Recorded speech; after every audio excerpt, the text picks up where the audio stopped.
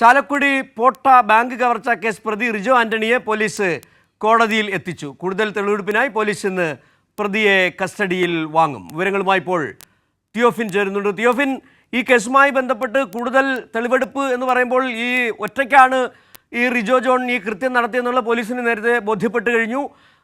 ഈ കവർച്ച നടത്തിയ പണം മുഴുവൻ തിരികെ എടുക്കുകയും ചെയ്തു. ഇനി എന്താണ് അടുത്ത നടപടിക്രമങ്ങൾ? ഇനി എവിടെയാണ് തെളിവെടുപ്പിന് കൊണ്ടുപോവുക? എന്താണ് പോലീസ് നൽകുന്ന വിശദീകരണം?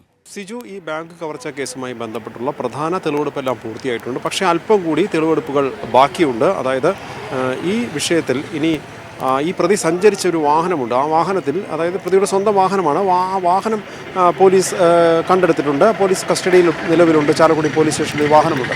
പക്ഷേ ഈ വാഹനത്തിനൊരു നമ്പർ പ്ലേറ്റ്, വ്യാജ നമ്പർ പ്ലേറ്റ് ഘടിപ്പിച്ചാണ് ഇയാൾ ഉപയോഗിച്ചത്.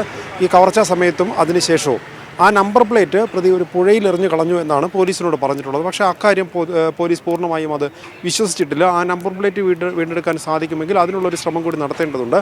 മറ്റ് ഒട്ടുമിക്ക സാധനങ്ങളും, അതായത് കവർച്ച മുതലും ഈ കവർച്ച സമയത്ത് ഉപയോഗിച്ചിരുന്ന കത്തി, ഇയാൾ ഉപയോഗിച്ചിരുന്ന വസ്ത്രങ്ങൾ, വാഹനം, ഇതെല്ലാം പോലീസിന് കണ്ടെടുക്കാൻ സാധിച്ചിട്ടുണ്ട്. ചെറിയ ചില തെളിവെടുപ്പുകൾ കൂടി ബാക്കിയുണ്ട്. അതായത് പ്രധാനമായും ഈ കേസുമായി ബന്ധപ്പെട്ട 90% തെളിവെടുപ്പ് പൂർത്തിയായി കഴിഞ്ഞു.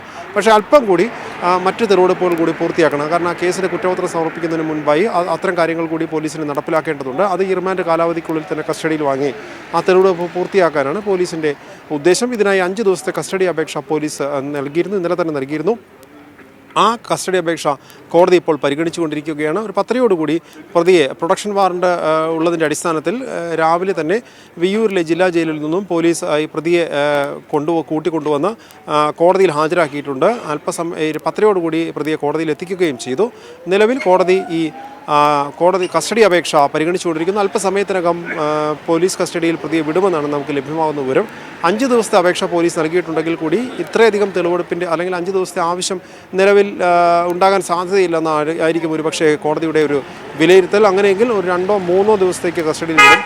ഒരുപക്ഷെ 1 ദിവസത്തേക്കാണെങ്കിൽ പോലും അതിനുള്ളിൽ ബാക്കിയുള്ള തെളിവെടുപ്പ് കൂടി പൂർത്തിയാക്കാൻ പോലീസിന് സാധിക്കുമെന്നാണ് നമുക്ക് ലഭ്യമാകുന്ന വിവരം. എന്തായാലും ഇന്ന് തന്നെ പ്രതിയെ പോലീസ് കസ്റ്റഡിയിൽ വിട്ടേക്കുമെന്നാണ് സൂചന. കാരണം അതിൻ്റെ ഭാഗമായിട്ടാണ് ഒരുപക്ഷെ പ്രൊഡക്ഷൻ വാറണ്ട് കോടതി ഇന്നലെ ഇഷ്യൂ ചെയ്തത്.